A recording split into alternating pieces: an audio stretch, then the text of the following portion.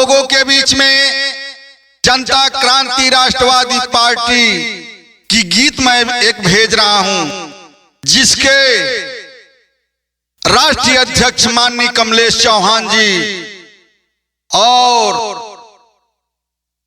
मटरू चौहान जी और सुनील चौहान राणा प्रदेश अध्यक्ष जी, अध्यक्ष जी का कहना है, राष्ट्रीय अध्यक्ष साहब जी का कहना है, कमलेश चौहान जी का कहना है, क्या कहना है, एक लाइन गीत है।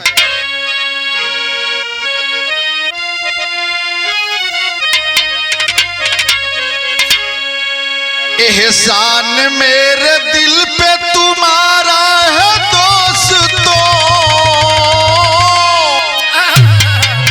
एहसान मेरे दिल पे तुम्हारा है दोस्तों, ये दिल तुम्हारे प्यार का मारा है दोस्तों।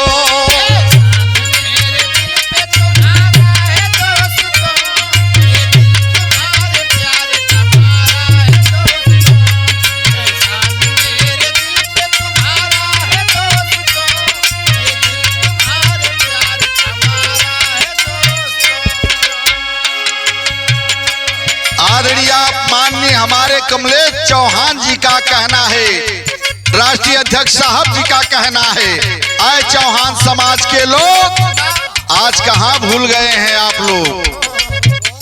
हमारे रास्ते पर चलने का काम कीजिए और हमारे साथ कदम से कदम मिलाकर चलेंगे, तभी कोई कामयाबी हासिल हो सकती है। तो कहना है, क्या कहना है, पिछड़ा हुआ इतिहास हमारा है साथियों, पिछड़ा हुआ इतिहास हमारा है साथियों, समय न दे आवाज पुकारा है साथियों।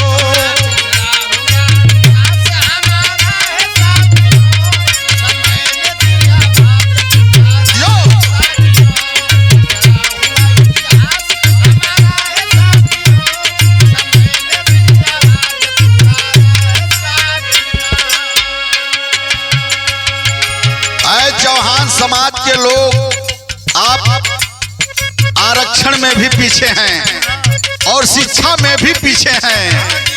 तो कहना है, हमारे चक्रवर्ती राजा सम्राट पृथ्वीराज चौहान जी कैसे राजा थे? सम्राट पृथ्वीराज ने रुकना नहीं सीखा,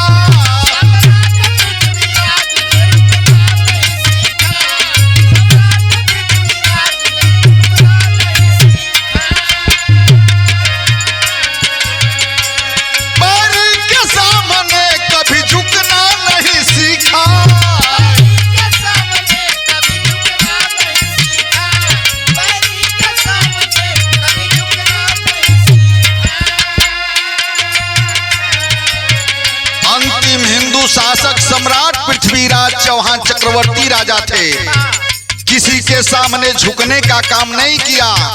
ऐ चौहान समाज के लोग आप लोग क्यों झुक रहे हैं? तो कहना है क्या, उस योद्धा को कुदरत ने उतारा है साथियों, उस योद्धा को कुदरत ने उतारा है साथियों, समय न दे आवाज पुकारा है साथियों।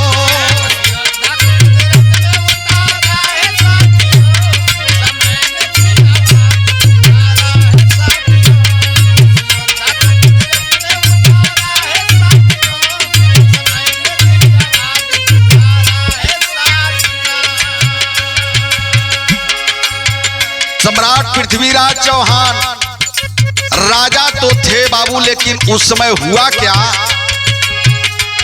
1166 में गुजरात के अंदर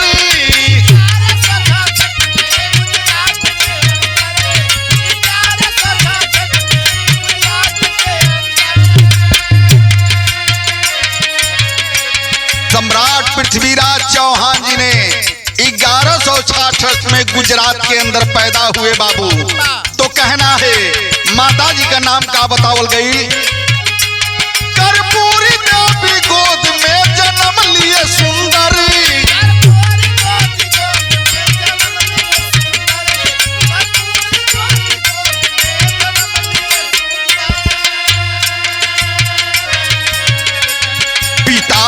सोमेश्वर जी ने संवारा है साथियों, पिता सोमेश्वर जी ने संवारा है साथियों, समय ने दे आवाज पुकारा है साथियों।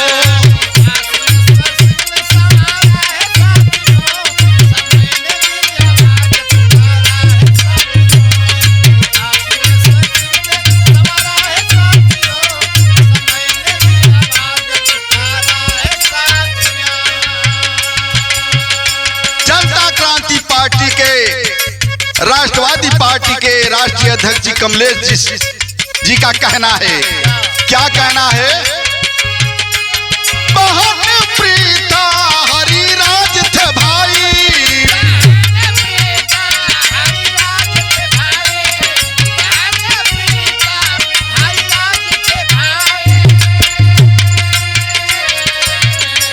पृथ्वीराज चौहान जी के बहन का नाम पृथा बताया गया और भाई का नाम हरिराज चौहान बताया गया मेरे साथियों। लेकिन हुआ क्या? रानी आते रहा नाहर की बनियाई,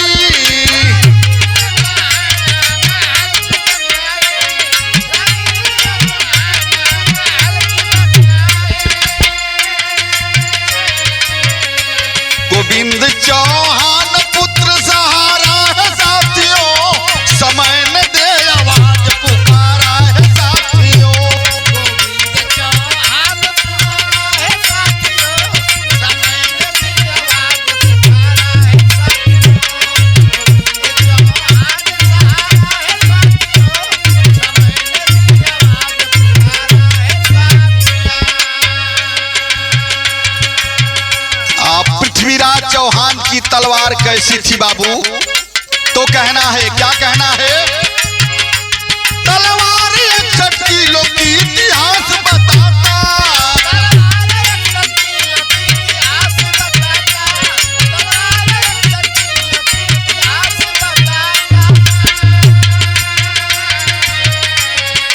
शब्द बेदी बाढ़ से कोई बच नहीं पाता,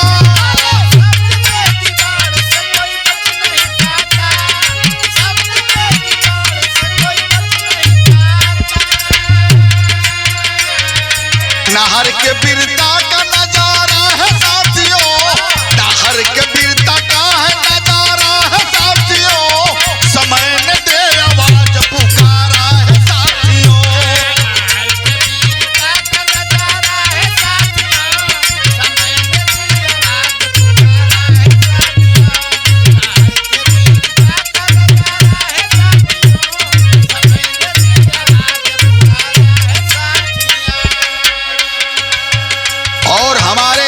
पृथ्वीराज चौहान, सम्राट पृथ्वीराज चौहान जी के राजा के घोड़े के अंदर क्या खासियत थी? लिखा गया, कहना है, इतिहास बताता है। नटरंभा घोड़े का था तो नाम निराला,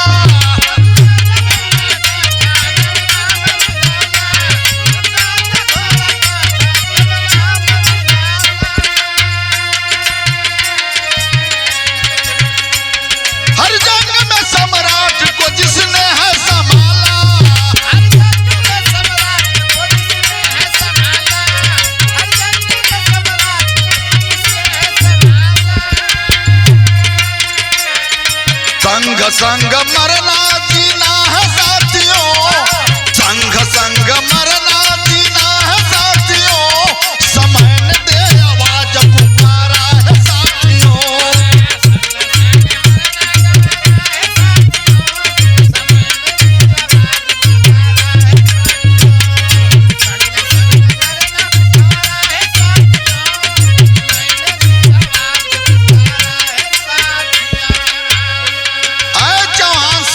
लोग कान खोलकर सुन लो, जब तक अपना इतिहास नहीं जानेंगे, आप लोग अपना इतिहास पढ़ेंगे नहीं तो आप कुछ नहीं कर सकते हैं। चाहे राजनीति हो, चाहे नौकरी हो, चाहे शिक्षा हो, चाहे कोई विभाग हो, जब तक पढ़े लिखे नहीं रहेंगे तब तक कुछ चलने वाला नहीं है। तो कहना है आखिरी बंद में, क्या कहना है?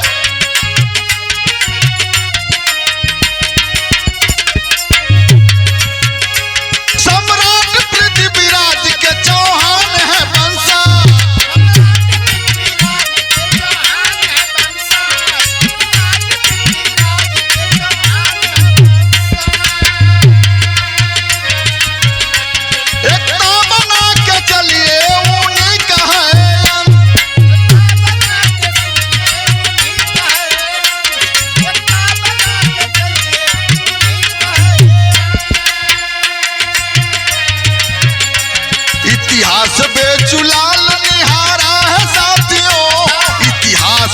चुला